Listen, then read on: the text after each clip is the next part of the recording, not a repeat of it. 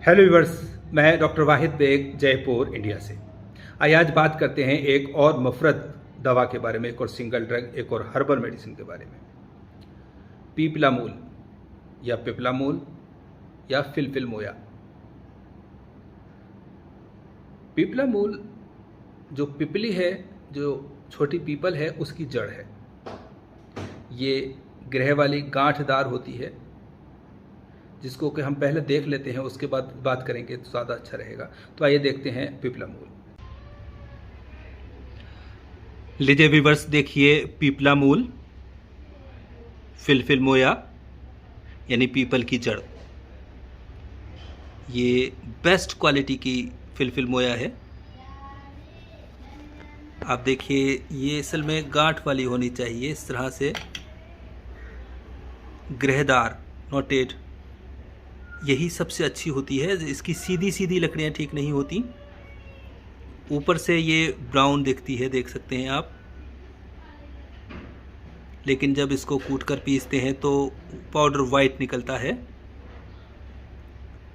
इसमें रेशे भी होते हैं, आप देख सकते हैं। अगर नज़दीक से ध्यान से देखेंगे तो आपको रेशे दिखेंगे। ये इसकी निशानी है, ख़ास पहचान है। इसका पाउडर बहुत तेज़ होता है, इनफैक्ट ये पीपल से भी तेज़ होता है।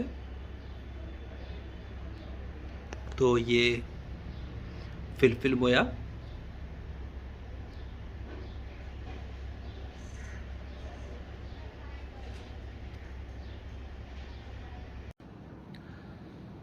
तो व्यूअर्स, अभी आपने देखा पीपलामूल। पीपलामूल जो गांठदार होती है वही अच्छी होती है। इसमें अगर इसकी लकड़ियां हैं तो वो ठीक नहीं होती। पीपलामूल का मिजाज गर्म व खुश्क तीसरे दर्जे में है। इसके अफ़ाल की अगर एक्शंस की अगर बात करें तो पीपल के जैसे ही अफ़ाल हैं, सब कुछ वही अफ़ाल हैं इसके भी, लेकिन ये उससे ज़्यादा इफ़ेक्टिव है। इसीलिए जब कभी हमें इसको ज़्यादा कहीं पर गर्मी देनी होती है तब हम इसको इस्तेमाल करते हैं। ये बलगमी अमराज में बहुत मुफीद है। चाहे बलगमी मर्ज़ दिमाग में हो, मैदे में हो, घुटने में हो, फेफड़ों में हो, कहीं भी हो, इसका इस्तेमाल बहुत अच्छा रहता है।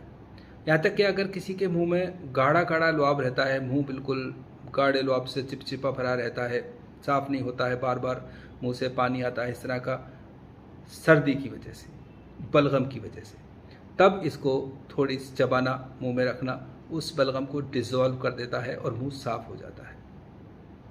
एक बात ध्यान रखें, इस तरह की कैफियत गर्मी की वजह से भी होती है, लेकिन गर्मी में फिर दूसरे अलामात होती हैं। प्यास ज़्यादा लगती है, जलन लगती है, भूख कम लगती है, पेशाब कम आता है या पीला आता है, इस तरह कंडीशन। बलगमी मामले में अक्सर पेशेंट का वज़न ज़्यादा होता है, प्यास नहीं लगती है, पानी पीने से परेशानी बढ़ती है, इस तरह की कंडीशन। तो बलगमी मामले के लिए ये एक बेहतरीन दवा है। इसी तरह से अगर घुटनों के दर्द, बलगमी अगर सूजा हुआ है, फूलन है, तो इसको पीसकर इसका पानी में लेप बनाकर लेप किया जाए तो फौरी तौर पर इससे आराम मिलता है। हालांकि इलाज पूरा दवाओं से होता है अपने वक्त में, लेकिन इस तरह से फ़र्क पड़ता है। दांतों में अगर सर्दी की वजह से दर्द है तो इसकी कुल्ली करने से आराम मिलता है। यहाँ तक कि अगर इसको ऐसी खांसी जिसमें कि खांसते खांसते उल्टी हो जाती है, और ऐसी खांसी अक्सर पुरानी हो जाती है, तो उस खांसी में एक बहुत ही छोटा सा नुस्खा है, बहुत सिंपल सा नुस्खा है, लेकिन बहुत पुराना और बड़ा आजमुदा और मुजर्रब नुस्खा है, जिसमें कि पीपलामूल 1 ग्राम, काकड़ा सिंगी 1 ग्राम, सौंठ 1 ग्राम, तीनों को हल्का हल्का भून लें। नीम बिरिया जिसको कहते हैं, आधा भुना हुआ भून लें, फिर कूट करके, पीस करके और शहद में मिला करके चटाएँ। ये 1-1 ग्राम की एक खुराक है, तीनों की 3 ग्राम।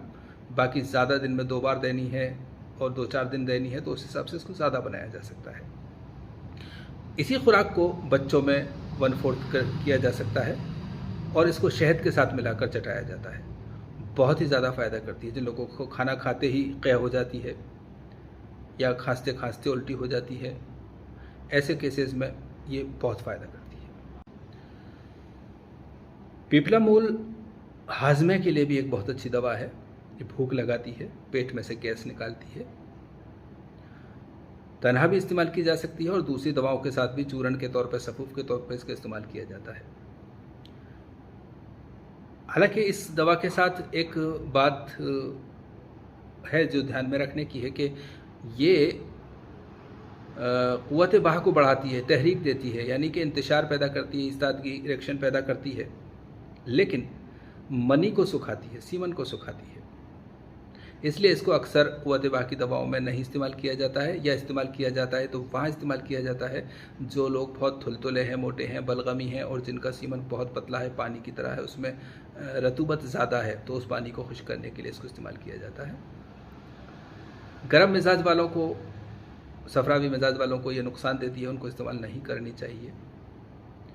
ये रतूबत को खुश्क करती है और जहाँ पहले से ही रतूबत की कमी हो वहाँ इस्तेमाल नहीं करते हैं, इसीलिए ये अगर इसका ज़्यादा दिनों तक इस्तेमाल किया जाए तो आँखों की रोशनी को भी नुकसान पहुँचाती है। लेकिन अगर इसको इसके मुसलह के साथ, जैसे कि बबूल के गोंद के साथ या शहद के साथ इस्तेमाल किया जाए तो फिर नुकसान नहीं होता है। तो इस तरह से फिलफिल मोया एक बहुत ही अच्छी दवा है यूनानी सिस्टम ऑफ मेडिसिन की, यूनानी फार्माकोपिया की। इस मेडिसिन को बलगमी अमराज में तन्हा तौर पे या दूसरी दवाओं के साथ बहुत कामयाबी के साथ इस्तेमाल किया जाता है। फिलहाल इतना ही। अल्लाह हाफिज़।